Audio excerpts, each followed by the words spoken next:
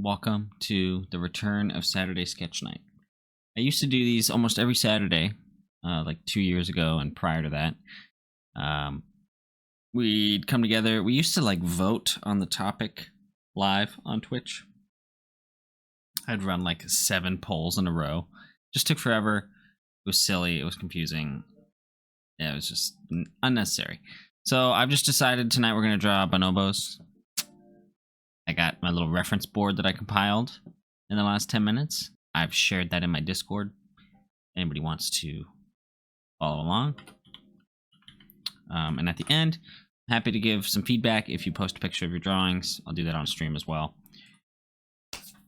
Let's get to it. I'm hoping this can go like pretty quick, like an hour and a half maybe. If it goes a little longer, that's okay.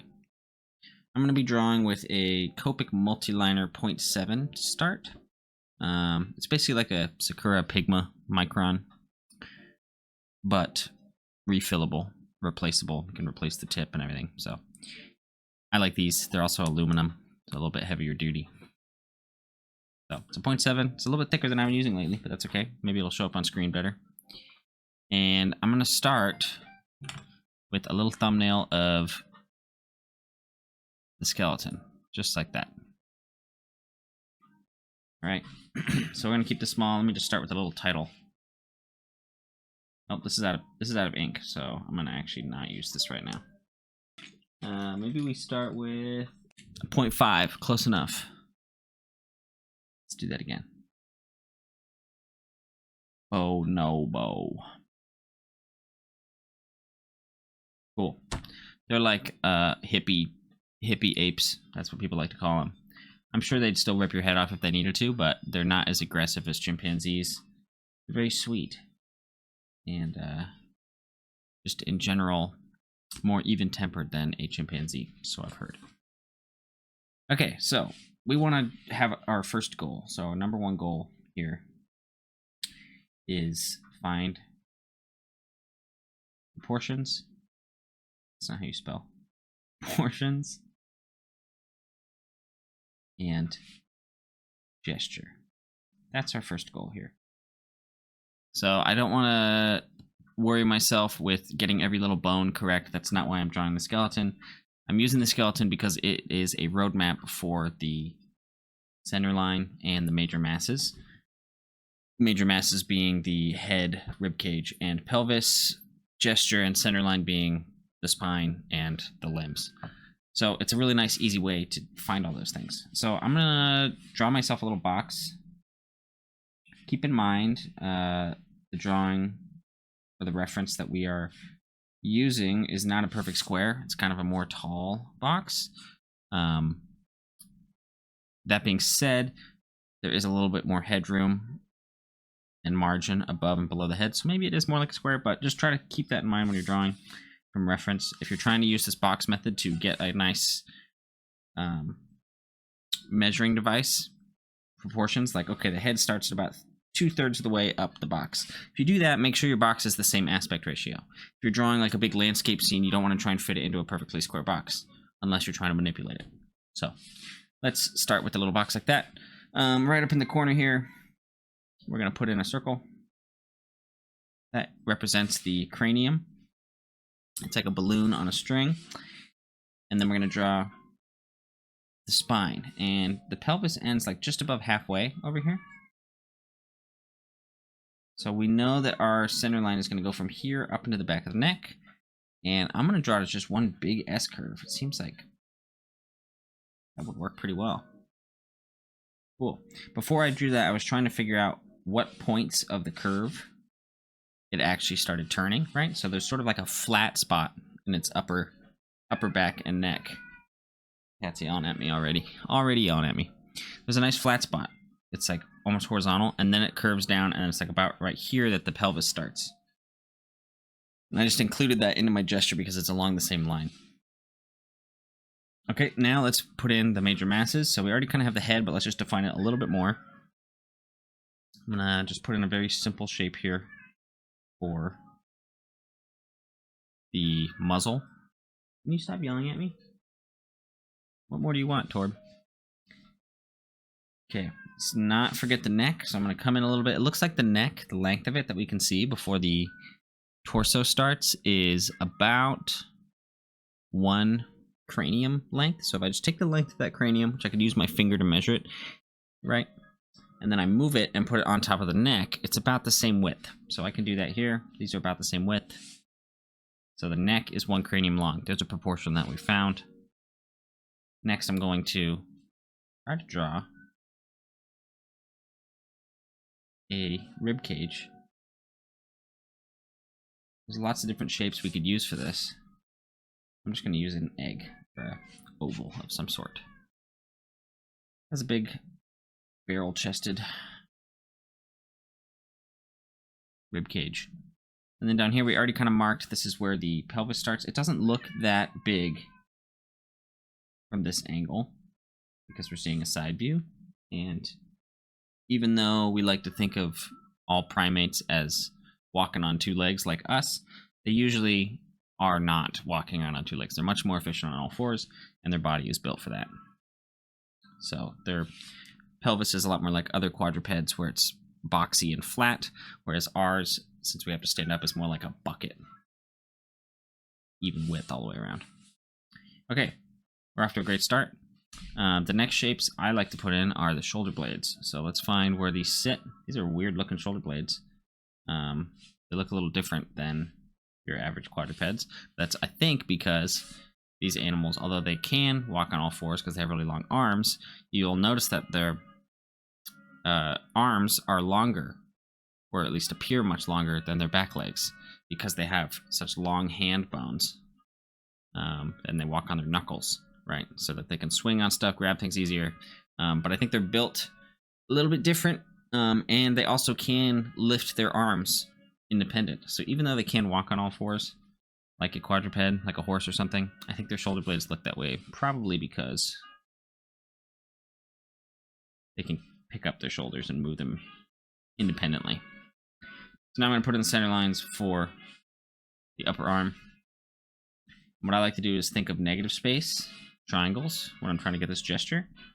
Think not just about this line and this line, but this invisible line that completes the triangle. So if you can see that shape easier, it's worth trying to fit in. Okay. Then we're going to have 2 little bumps down. 1, 2, and the fingers. That's good enough for me. I might even make this a little triangle just to show the splaying of the fingers. Cat, you can't come up here right now. I'm sorry. If you want to go up on the window, I can put you there.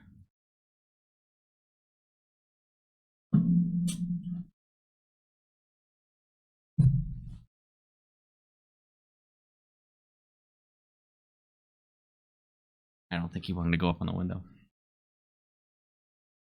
Okay, before I do the far front arm, or front leg, I'm going to go back here. Oh, I can't forget this little tail either. I did forget that.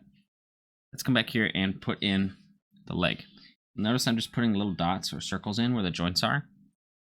We construct lines by going point to point, and so we have a better chance of drawing it correctly the first time if we just put in a little point. And it doesn't need to be perfect. We're just trying to sketch, right? Our goal here is not to make a beautiful drawing on this one. It's just to find the proportions and gesture. So again, I'm finding that invisible triangle, and I know that this will be about as long as the front legs in relation to the floor, right? Because it's standing on all 4s. And I'm also going to use this invisible line here to find a landmark for how long the foot is. It looks to me like the foot comes out twice as long as where this knee sits above it. All right, so we're just using little shortcuts and tricks here to find our lengths. Okay, now let's go in and put the back legs in. Same process here. Point to point to create the lines. Measuring. Okay, let's do the front leg. Elbow's a little bit lower this time, just because it's at a different angle, so it's going to arc forward. And also, it's further back in perspective, so that can kind of change where things are oriented.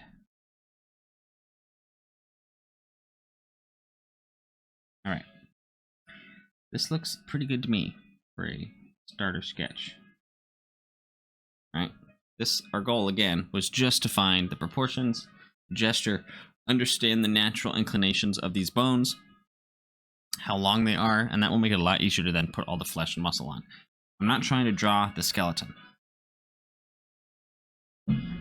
What I'm trying to draw is a representation of the gesture, representation of the proportions, a simplified version of these pieces that then I can use to manipulate. So if I want to pose this myself, or if I want to draw it again from memory, this is much easier to work with and remember and understand than the entire constructed skeleton with every tooth and nook and cranny and divot and taper and fold of the bones. Like, I don't want to have to worry about all that.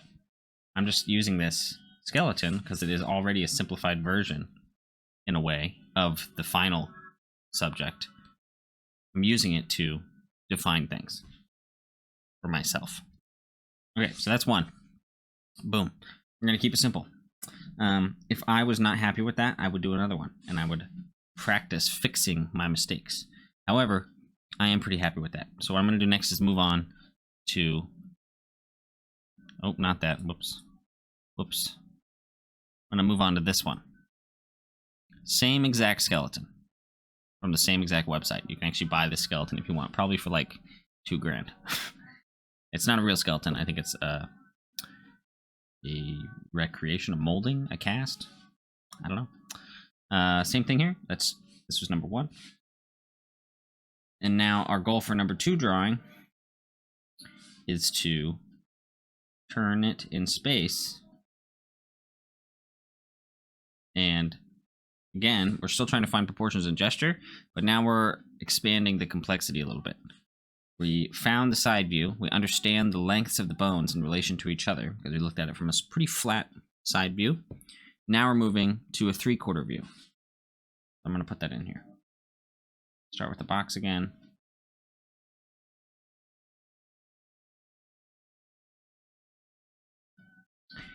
The head is about the same space, but it's going to be a little bit higher, and it's also a little bigger because it's closer to the camera this time. But I'm not going to let that take over my drawing. I got to be careful not to go too big. Very common issue is to go way too big on the head. You can always make it bigger later in the drawing. I'd rather not have to shrink it down. So there's the cranium, balloon on a string, right? Let's find, again, some of these landmarks. We have like a flat area before it starts to curve down. So I'm going to use my box. Obviously, I'm not always going to have the box, but once I've drawn it, I'm going to have a much more connected memory to what the lengths of these bones are and what the gesture and proportions are. But sometimes I need a little shortcut to get there. And so using the frame like this, dividing it in half, dividing it into thirds, very useful for constructing this for the first time. And then I can kind of analyze it because I just created it. So what I'm seeing here is the spot that this spine starts to curve down into the lumbar is about halfway. And it's also at about the same height as the head, right? Because we noticed it went back. So we have a slight curve. It's like an S curve there. Again, we like to use these 3 lines, C curves, S curves, and straights. So piece by piece, here's our S curve. Then we're going to come down, and we can actually see the pelvis now. It's quite large, very large. So we're going to come down, figure out where the lumbar ends, the lower back. Again, we can use the same method. I'm going to just cut this in half here. And it's not too much lower than the head, so let's just play some Battleship. Boom, boom.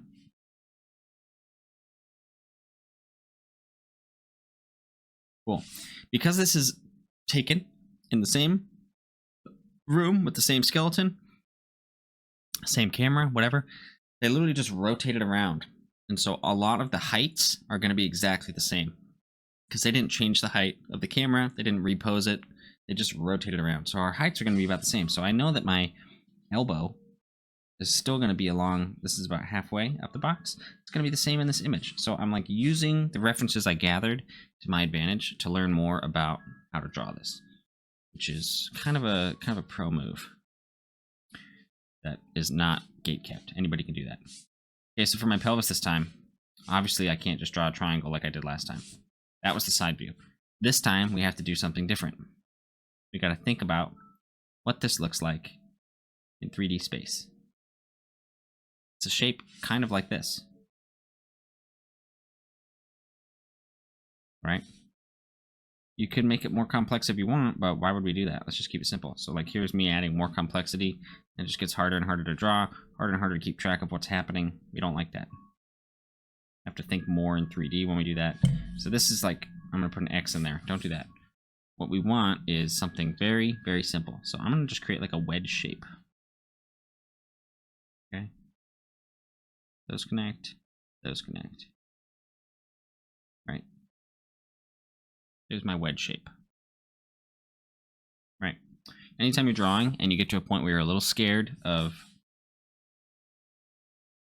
executing the next step, you have this whole page to sketch on. You have whatever it is, wherever you're drawing. Like sketching is to understand and explore and make mistakes and solve them. That's like kind of one of the main points of it. We're not trying, when we sketch stuff like this for the first time, to draw a beautiful image, and we shouldn't expect to. We're trying to problem solve. So take this extra space that you have and do some little thumbnails on the side. This is a thumbnail, and I'm thumbnailing for my thumbnail. Just doing a little practice drawing on the side. How can I represent that? So I'm gonna increase the alignment on this just so it's a little bit clearer. Which side is closest to us? There we go. So again, let's come over here. We know that this is the end of our lumbar, and I'm going to put in this wedge shape.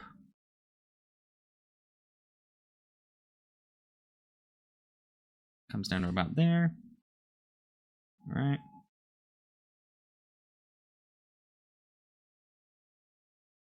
Okay, and there is a giant hole in here. That's where the baby comes out, basically. That's like the womb sitting in there. The baby doesn't come out there. That's where it sits. All right, it doesn't matter if that's not perfect. It just needs to be a simplification. We're using form now. We've kind of advanced beyond. If this is too tricky for you, one thing you can do at this point, say you have your skeleton here, and you need to draw it, is just put in a overlapping circle, right? Cool. All right, so that's like the end of our gesture. Put a big form there. Now let's put in our rib cage, right? So remember, our neck comes back a little ways. We have, again, giant oval. And let's define our head here a little more. Again, I'm just adding some form here. If that is too difficult for you, just try to figure out how to do it, first of all. Don't be attempting to draw complex stuff like this without a basic understanding of form, I think. But if that's too complex, like just overlap. That already looks like a monkey, right? You can draw a little mouth, nostrils, eyes, ears. You have a monkey. It's not that hard. But if you want to make it a little bit more complex, a little bit more structural, you can use a form, right? And one thing we need to do to make our rib cage a form is add wrapping lines, right? So if we have center line and a form like that, we need to put in some lines to show that that's a form. It's going to open on this side. You'd have some on the inside too, right? Those are the far ribs. But by doing that, we've now created a 3D form out of a 2D shape with just a few lines. So again, I'm not trying to draw the skeleton. I'm not drawing every rib perfectly. It's a trap that we fall into as artists. We like to draw. So we draw a lot, which is good, but take it easy. Don't make your life harder than it needs to be. Okay? That honestly was too much. I need to take my own advice. Like 2 or 3 is enough. Okay, next, we need the giant scapula. Okay, so let's find the shape here. It does look like a big paddle shape from this angle. Usually scapula are kind of kite-shaped or an oar, right, like at the end of a paddle. From this angle, we couldn't really see that because it's tucked up over the back. Most quadrupeds that are less human-like, that aren't primates, their shoulder blades kind of come down the side. Like if you think about a cat walking, there's shoulder blades sticking out the back. They're more vertical. They go like this when they support the weight on each leg. Obviously, we've already established that this bonobo can move its arms independently. It has collarbones. A lot of quadrupeds don't have those. So let's put them in. We got just a very simple S curve that goes to these shoulder blades, right? It's getting messy. It's small. That's okay. Okay, let's continue. We're going to put in this bone here, the humerus. Again, let's find this shape. Because we have rotated, here's the shape we used before for our arm, humerus, radius, and ulna. But we've rotated, right? And when things that are flat rotate, they get skinnier. And so if we imagine this as a plane and we rotate it, it's going to get skinnier. So it's the same shape that we found earlier, but we're flattening it because this thing is in the same exact pose. So I put that in, right? It's not as intense as that one was. One thing to note, however, because this is balancing and holding its weight, usually you have a nice vertical line that runs through the supporting leg, arm, whatever it is. So the insertion point of this bone up in the shoulder blade is lined up vertically with the wrist, which is supporting the weight on the ground. Straight down. All right, and once again, I'm going to bump up to shape now because we're seeing the front of this. Kind of like a rake shape. That might have been a little too wide. Just cut that down a little bit, but that's okay. Not the end of the world. Going from line to shape there. If you wanted to, because we're seeing the side view of this giant forearm, I'm thinking the reason it is so wide and beefy is because these animals are pretty top heavy, pretty front heavy, and they have to also swing from these arms. So I think these are really wide apart to support a lot of musculature in those forearms. So I'm going to just basically turn that into a shape, which is kind of nice. Let's pop over to the other side. Straight. We can't really see as much now. The shape is sideways. Throw a thumb in. That same fan. The fingers. Front legs. Done. Let's bounce back to the rear. This little dip in the wedge, the bottom of the wedge, is a great spot to put that humerus, or sorry, the femur. And we can just do some math again. We had like something here that lined up with the top of the femur. Sorry, my brain is mixing up bones. The knee lined up at the top of the pelvis. So we can just bring that down and find it again. There's my femur. You can also find like the relation between this knee and this elbow. Think about that, if that helps you. Again, we're supporting the weight, so it's going to be right below where it inserts into the body. This is similar to the forearm with the humerus going into the ulna and the radius.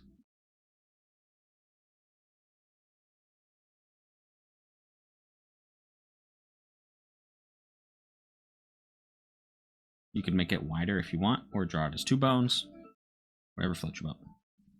Okay, we're going to draw through here. Put the other foot in. Working kind of from the bottom up here. We already have the information to make that happen, so why not? Okay, there's our sketch of the 3/4 view skeleton. If, again, there was like some issues with that, I would just go back and try to correct them.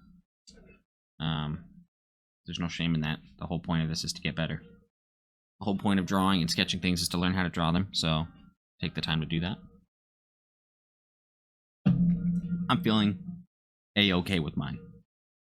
All right. What you could do is try to draw it a little bit bigger, practice that. But since I'm going to be drawing the other animals a little bit bigger, I'm going to do that then. Real quick, let's just do a fast skull study just so we understand it. We haven't really seen it from this angle yet, and it's always a good thing to do. So I'm just going to start with a little circle. Very light. Let's find the brow bone. Right through the middle. Okay. And I'm going to find a center line now. So I'm going to go over the top cuts in here and then comes back out to the nostril. And if I imagine that cranium as one big circle, one big sphere, I can then use that, draw through, imagine it going all the way around as if I can see in x-ray vision where the bottom of the cranium is. Think about what part of the face that is intersecting. To me, it looks like the nostril, or the nasal cavity, rather. The nostrils are not on this because the nose is cartilage, right? So I'm just going to draw a little diamond shape there. Surrounding that, we have a really lovely shape. Sort of this plane that sits on top here. Great. Love that. And we can connect the simplified eye socket area into that. Good fun. Let's come down at the front for the teeth. And these animals don't have chins, so kind of just going to pull back like so. I'm going to carry my center line all the way through my form here. We are seeing more of the right side here. It's at a slight turned angle. So why don't we put in our cheekbones? Think about where those intersect.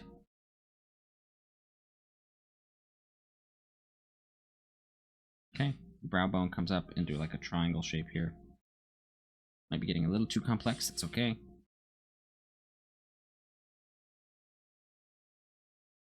Take it easy. Here's the side. The mouth goes back. And let's extend the side of our head here, right? Because it goes back farther on this side. It's at a slight angle. All right, we can even think of this as like a side lips there. And the jaw is going to slide down, hit the ground, and connect all the way up to the chin.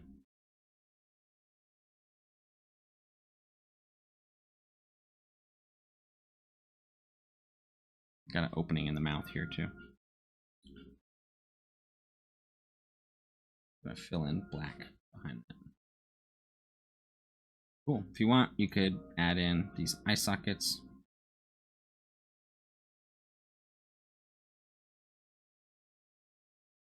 Skull drawing is really fun. It is vastly different with a primate than many other animals because you have more information on the front view than like a side or three-quarter view a lot of times. But like anything, more practice makes it more better. There. All right, you could keep these teeth simple if you want, or you could draw in little lines to represent the seams.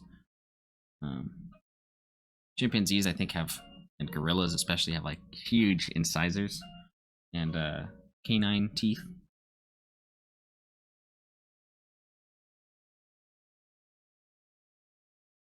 Okay, I'm gonna do a slightly bigger one of these just to get comfy. This time I'm gonna start with the circle. I'm gonna put in the side ellipse to show the depth of the head. Here is my brow bone.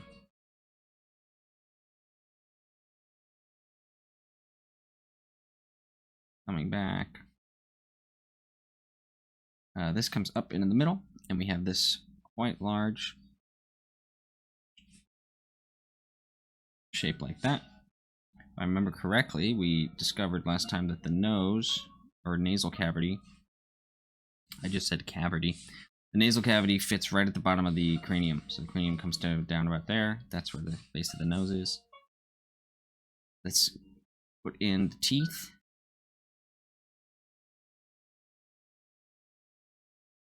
And the chin. I'm gonna go back more to the right. So if I were to put in my center line here, it comes down through the front and down. The other thing that happens at the base of the nasal cavity there is the cheekbones. So this comes out. And on this side, same thing. This comes down.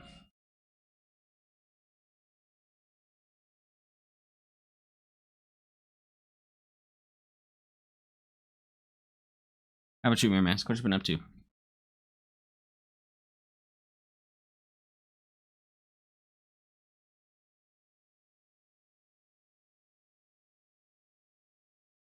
Okay.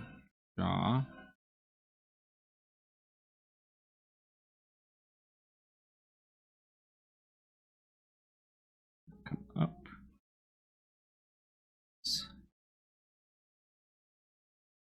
cheekbone that goes back here. The jaw inserts up into.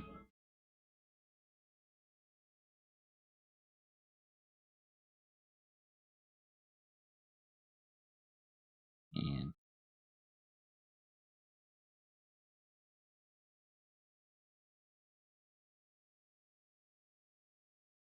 this brow bone here.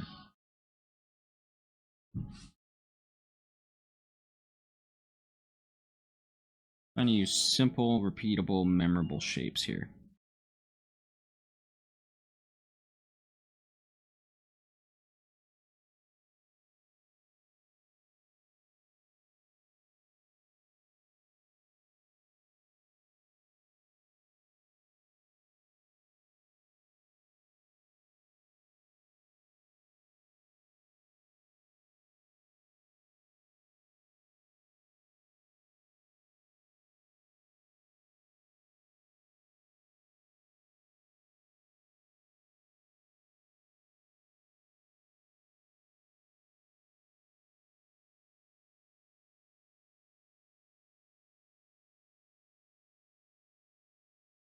If I was going to simplify this even more, let me think about how I would do that.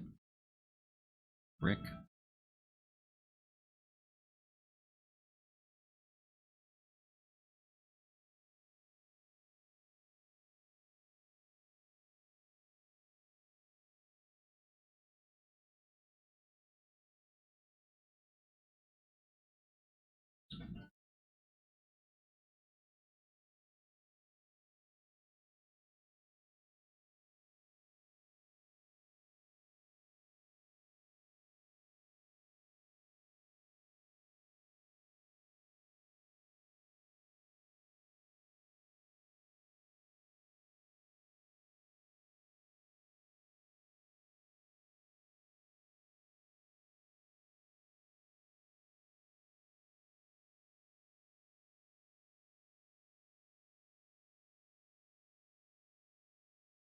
Yeah, it just inevitably gets really complicated when you start to fill out that jaw. It's a lot of weird things come together. So, this would be a good one for doing a quick side view. I'm gonna, just because there's like two figures interlocking, I'm gonna start with this one. Ah, I keep hitting the side button. I'm gonna start with this one. This funky guy. Don't look too closely if you're freaked out by that kind of thing. Okay, same thing as before. We're going to start with a little tiny thumbnail. So I'm going to draw small here. There's his cranium. The neck, we remember, is about 1 cranium long. We're going to bring the back down. One thing we never really measured is how many necks, or like neck and cranium combos, long the spine is. So if I just measure with my pen here, it's about 1 pen length. We go 1, 2, and then 1 more for the pelvis. So take this length, go 1, 2, and then the pelvis. Right. The shoulders are balanced coming back this way. That means our pelvis is going to be going the other way to balance. Or at least offset a little bit. And we already know the shape we're going to use for that. Right. Start working this out.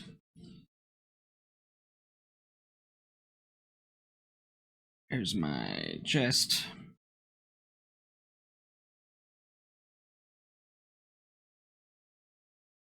Right. Find the center line maybe of the chest could be useful here.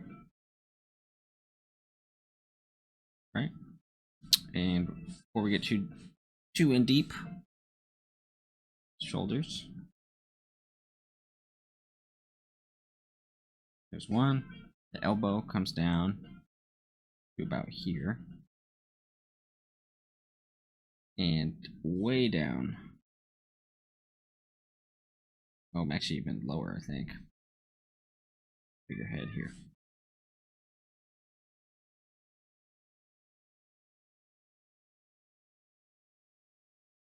Big old hands. And the head needs to be much larger. We'll get there.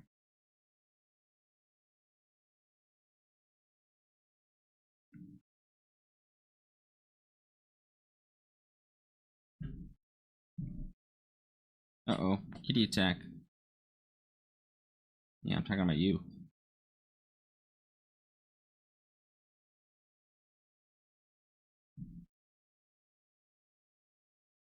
Oh boy. Hi. You sound so distressed. You wanna go up on the window?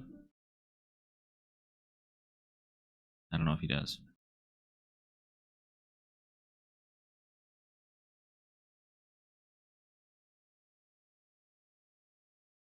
Torby time. Hi. You good?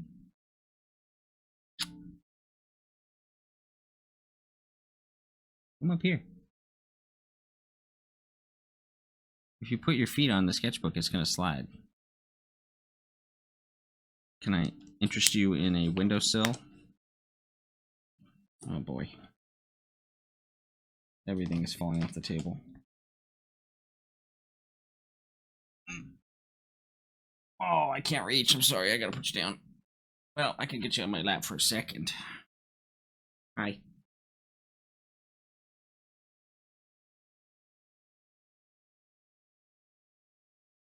Mm-hmm.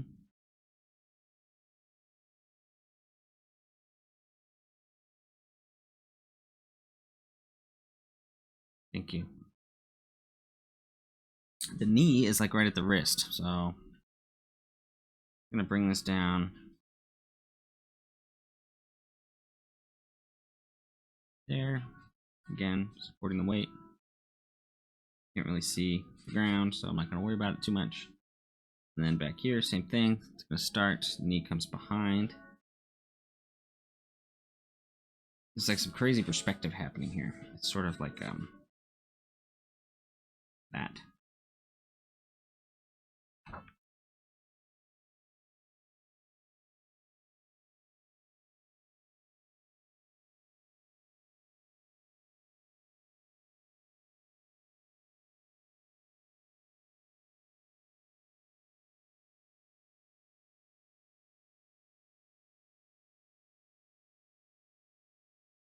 Keeping it simple.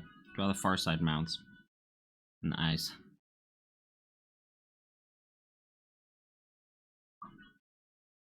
Can't really sit up as much when there's a cat on me, but that's okay. He's helping. These things do have big ears, but a lot of time there's fluff over them. But we're not going to see that as much here.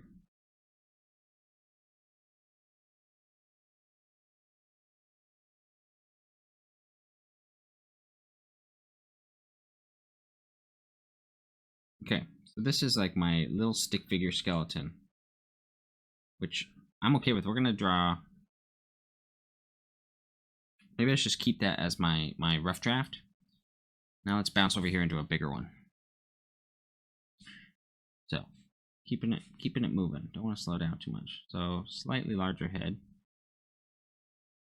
Right, I'm gonna put in my eyebrows first.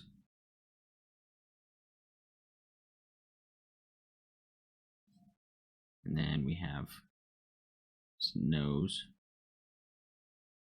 Skip ahead to that. Teeth are here. We already discovered this in our skull study, which is why it's nice to do those. Chin comes back quite a ways because they don't actually have one. They don't have another bump chin. It just kind of recedes like a dog. Don't do that. Don't do that, cat. Okay, already drawn too much there. Keep it moving. Back of the head, just like here. We're gonna swing that spine down. That length a couple more times for the back.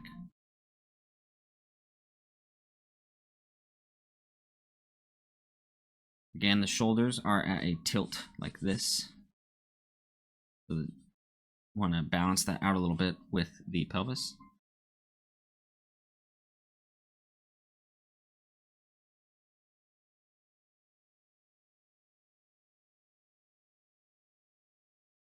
Keeping it loose, keeping it light. And put in this chest.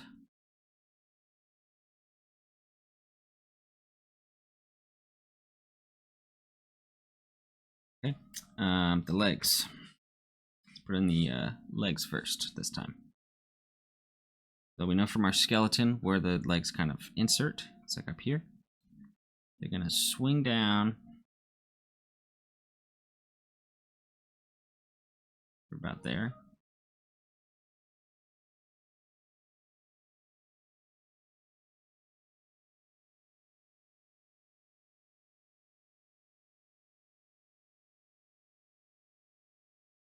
Okay. From here we have shoulder blades. Should be keeping that a little bit lighter. We're not trying to draw the skeleton this time.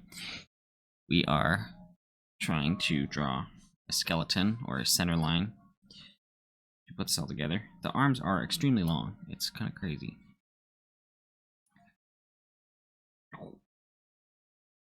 That one. The wrist is at like the same level as the ankle here. It's like the foreshortening is pretty severe on this.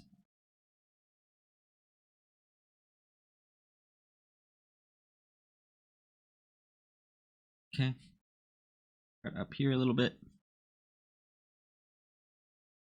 This elbow's a little higher. Starting from up there. And boom, got the finger. Great. So there's our skeleton that we kind of defined with this one. Pushed a little more here. I think I'm going to make this shrink down just a skosh. Slightly too large. Now what we got to do is design a silhouette, a contour to go around our center line, right? We like to go line into shape into form, which is simple to complex. We can handle line a lot easier than we can handle form when we're trying to understand something like this. Once we get the line down, we can put shapes on it and forms on it. Which you've already done some of the shapes, right? We have, you know, these circles, ovals. We've kind of created some forms with them, right? By kind of adding wrapping lines like this, or creating this like kind of wedge shape for the pelvis. It's a good start. Next, we're gonna apply more shape, more form around the outside of this stick figure bonobo. So I'm going to start on the head, right? So I'm using the anatomical knowledge that I have garnered for myself. Is that the right word? I've studied animals a fair amount, studied human anatomy a fair amount, and all of that is kind of coming in to help me make these decisions. But even if you don't have all that, you can still do a pretty good job here just by looking at what you're seeing and breaking it down. So I'm going to start around the face. And it's just kind of this like fleshy part that doesn't have as much hair on it. Let's define that to start. And again, we want to use a combination of C curves, S curves, and I curves. Easy to remember, they're aesthetically pleasing, and it's easy to kind of bounce back and forth with them and balance the rhythm of the drawing to make it, again, aesthetically pleasing and interesting, and also memorable. We can remember how to do it again later if we use a language structure. So, C curve for the eye. I'm going to put another C curve on the inside of that for the eyelid. Right? Cool. Same thing on the other side. C curve and another one. Eyelid. And we're going to overlap, get that other one in there. And that will naturally create this kind of wedge triangle shape for the cheekbone.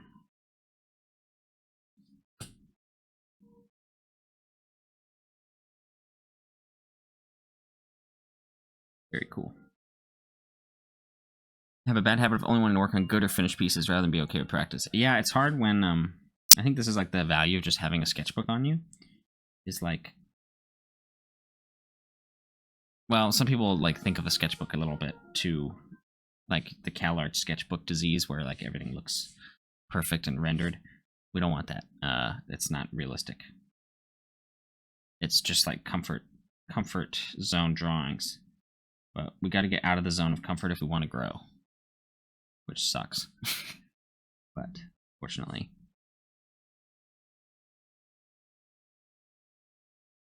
that's how it works. Okay, I think I'm laboring a little bit too much on the face. I don't want to get stuck in one area. Let's bounce around a little bit. So let me just put in the nose, and then we're going to keep on moving. So think about M shapes. Nice. All right, let's come up to the head. C curves. And this one in particular is going to come out here. And we have breaking up the silhouette, some of these curves. And there is an ear over here as well. But I'm going to throw in these little C curves in succession to create that fur.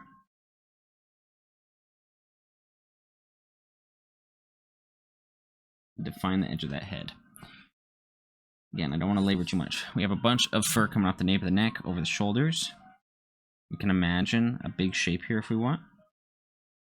That's the deltoid.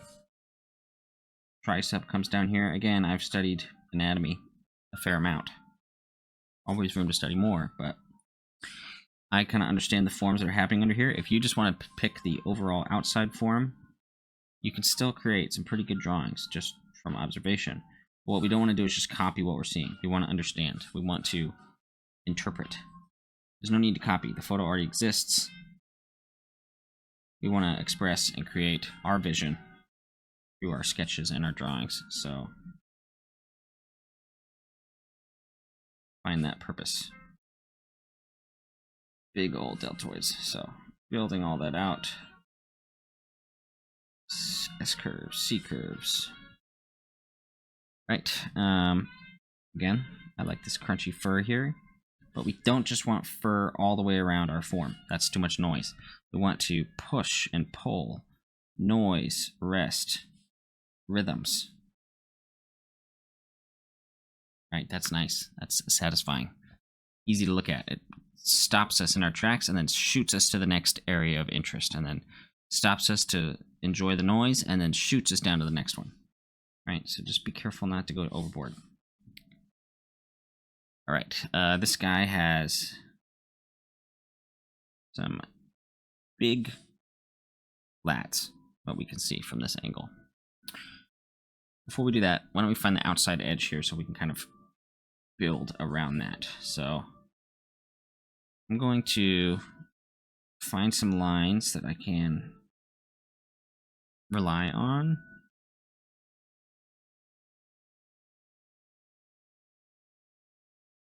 Put them in very lightly. That's the knee. There's going to be a kneecap right there. So I'm going to pull a line down from there. Nice force all the way down. One big curve. And on this side, the kneecap pops down. Why don't I just put a straight line?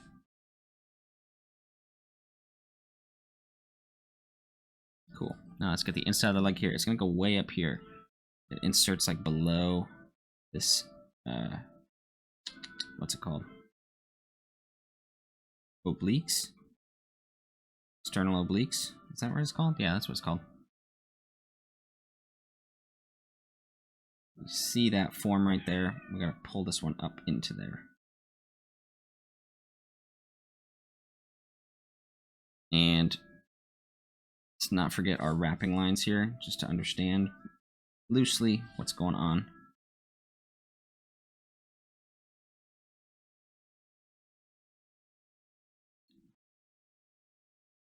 Okay. Don't want to get caught up. Let's go to the other side here.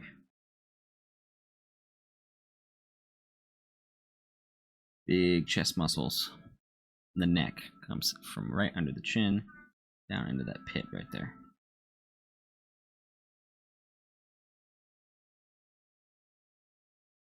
And again, here is upper arm. There's like a bicep here that is just huge. Stacking these shapes, overlapping. We're not drawing what we're seeing, we're drawing a guideline. We then put interesting shapes and texture over it afterwards.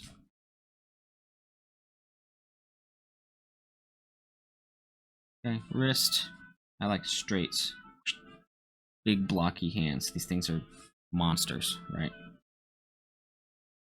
Huge, extremely buff hands built for climbing. I'm going to use rigid, stiff lines for the outside exterior.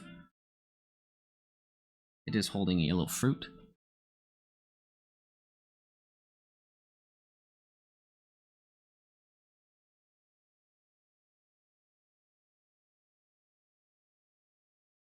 Cool.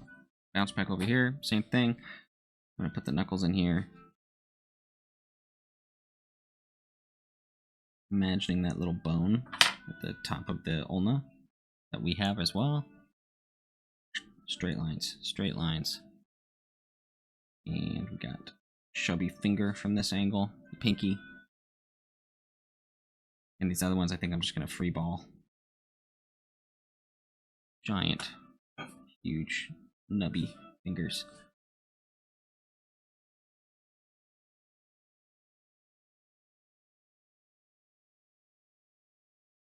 Fun. The angle has changed here. These are almost like a plank. It's like a plane.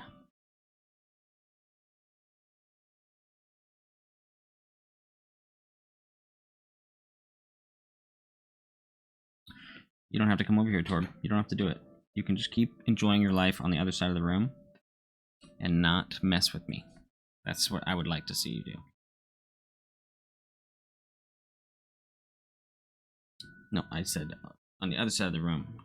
That's what I would like. You want to come sit in my lap, don't you? Thank you for knocking that off. Come on. If you're gonna do it, do it.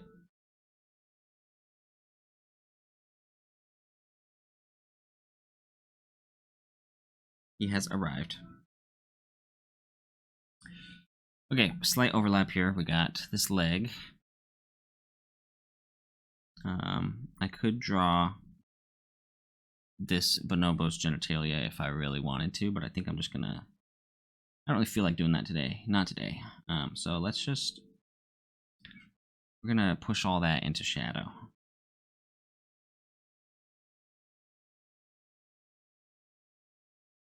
Right.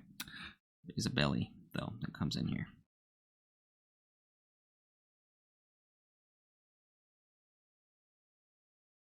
Okay. Got a nice outline here. Yeah, we could dip Torb's paws in ink with all of his little toe fluffs, and he could, you know, figure that out.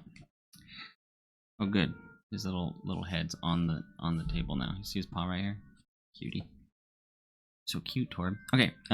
Okay, you gotta not put it in my sweater though, because I gotta draw. Down here, right? We want rhythm, and then we hit here, and I'm gonna put in fluff.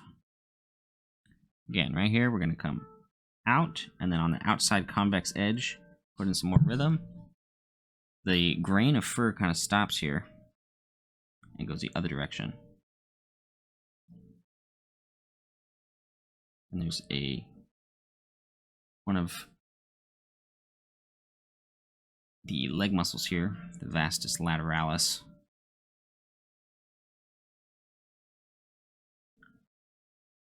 Sitting right there. Kneecap. Just gonna barely brush those in. Okay. Not rendering yet. Gotta be careful. Stop myself. Keep it simple. Come down like so. I don't want any fur on the inside of this leg because there's an overlap happening right there, and I want it to be clear.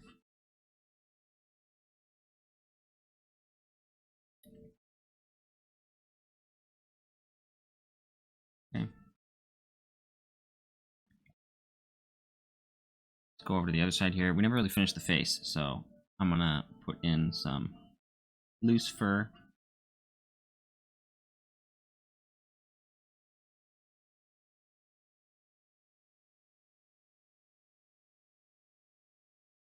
Okay, the stuff in the distance here is like here in the distance on the far side is kind of like out of our focal point. It's going to be hard to make that look really good, so I'm not going to spend too much time worrying about how it's rendered.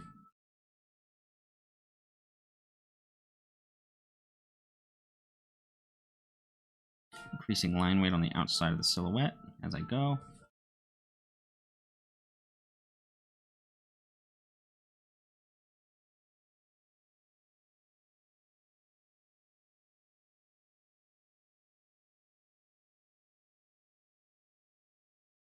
Nice. Cool. Throw in a couple little areas of fur here that wrap around the form. As we get to the inside here, again, I don't really feel like drawing what I'm seeing. I'm reinterpreting it, and in my interpretation, we can't see his dick hanging out, so get rid of that. Push all this really dark, and I'm almost just going to do a flat hatch down here. I'm not thinking about form. The form is obscured by the value. It's too dark to really see that, so I'm just going to push it dark and make it flat.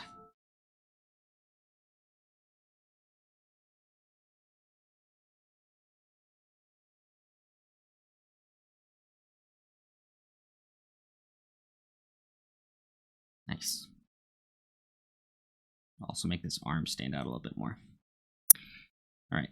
Again, wrap the fur around. Things like that. There's a little gap at the bottom here where we're going to put that. And form shadow right about here. I'm drawing it in first.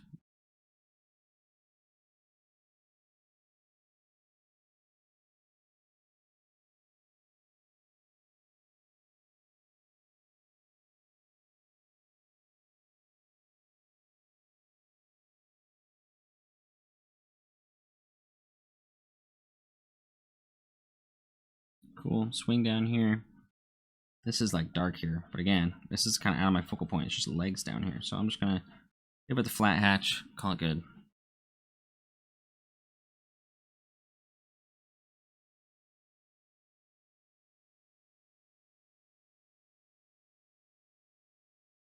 Cool. I want this like front, the arms and the face to be like my focal point. So I'm not going to spend too much more time down here.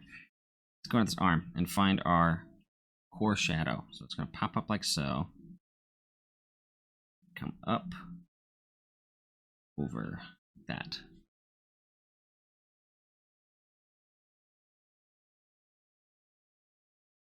And down.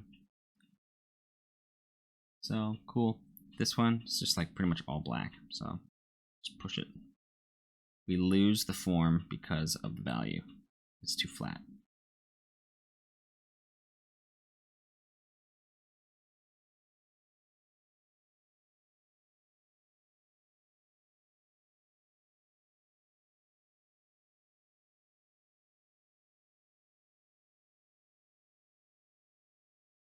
Not too bad. Like the way that looks. Same thing with the chest. We have the neck here. Fur coming down. You can't really see anything in there, so I'm just going to obscure it.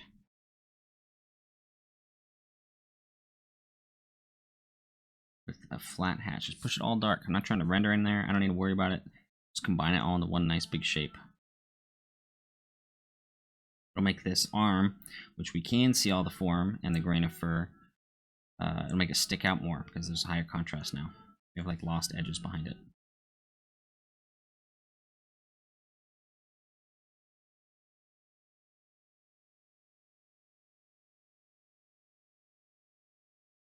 Okay, maybe throw in some lines that wrap down underneath the chin like that. Fill in the nostrils, excuse me. Get the eyes. Being a lot more deliberate as I move up into this area. Because it is the face, it's the focal point. It's where all the emotion lies, so I don't want to like skimp out on that. Obviously, if I wanted to, I could make the focal point whatever I wanted, but I like including the face. When I draw pretty much anything, it just makes it look more interesting, in my opinion.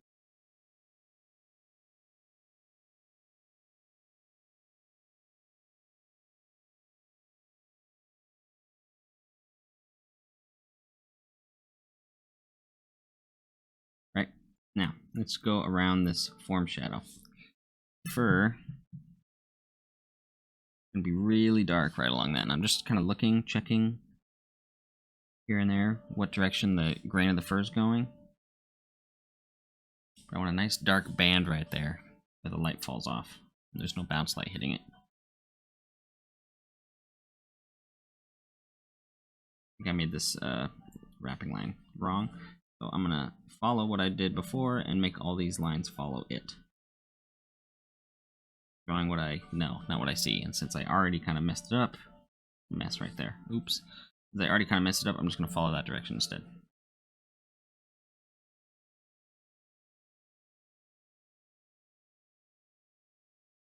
Let's push it along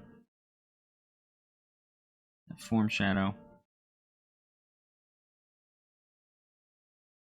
Come back here.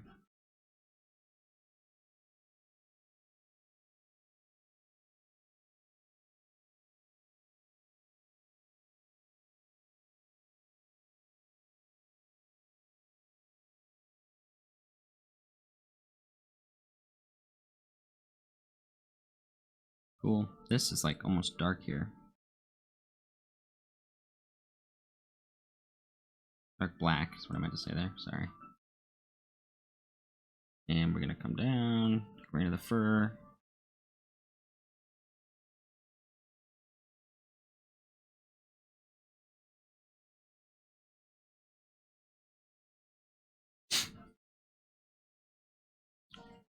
Again, right here we have a bunch of fur.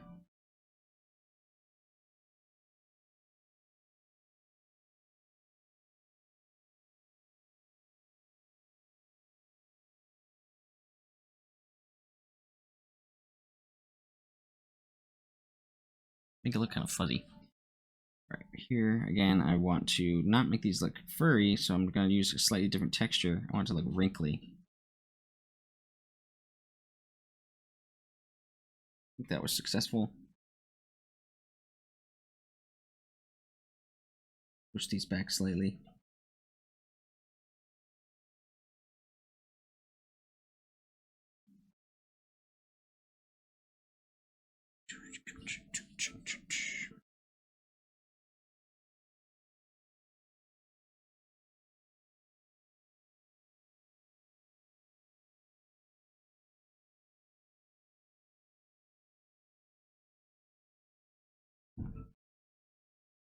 Nice.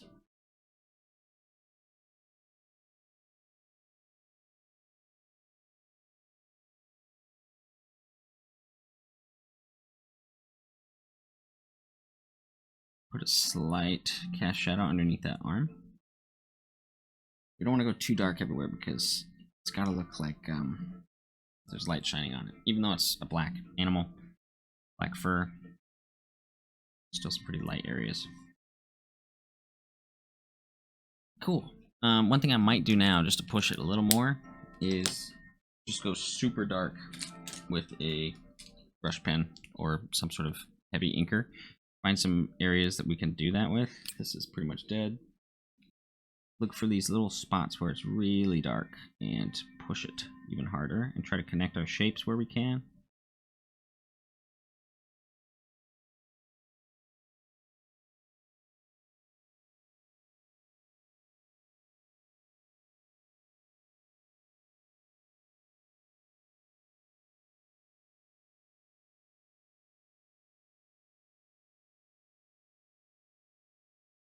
This pen is also dying. Can't win.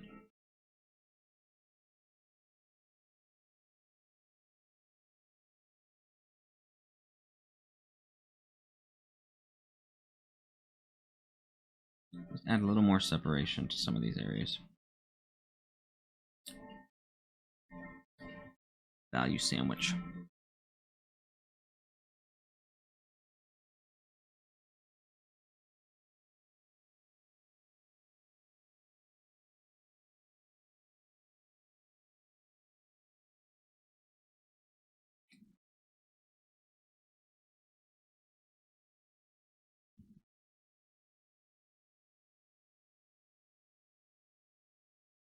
Oh yeah, every pen I own is dead right now. Cool.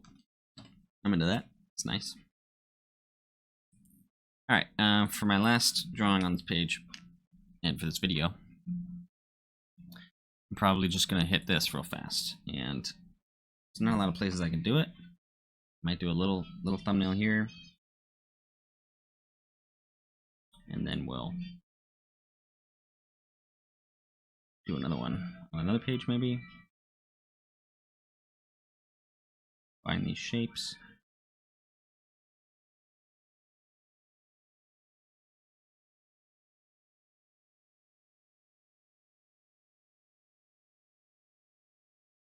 Becomes infinitely easier when you've drawn a lot of monkeys. I have. Not a very helpful tip. It's kind of just like, yeah. Step 1, draw a bunch of monkeys. Become really familiar with the different things that make them look how they look and the forms that you can use.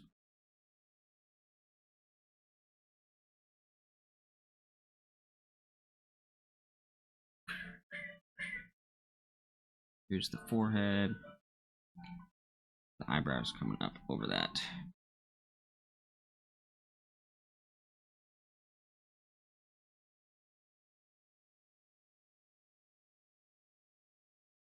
There are some ears sticking out. Cute.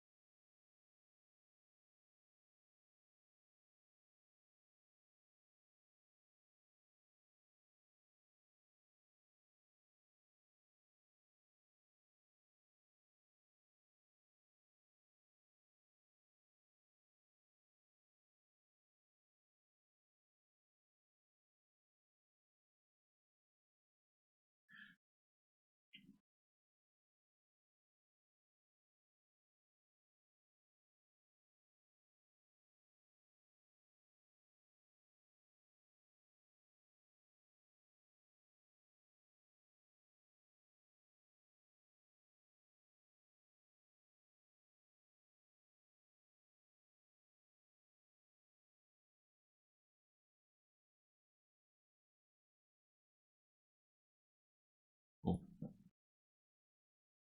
That was informed by the skull drawing that we did a little bit earlier. The more you do it, easier it gets. Again, that's not a great helpful piece of advice in the short term, but some of this stuff really just does come through experience. Alright, I don't think anybody was drawing along, but if you were, you can throw up your drawings in my Discord, and happy to help you. I did get the angle wrong on that a little bit. Dave drew along, heck yeah. I want to do this again.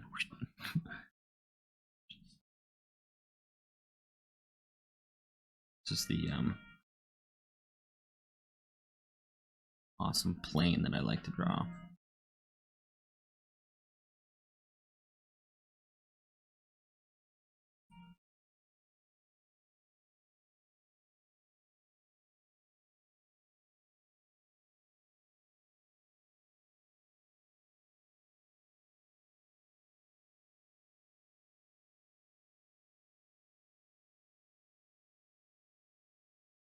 Hi Dave, how you doing? Monkeying around with me. It's so much fun drawing monkeys.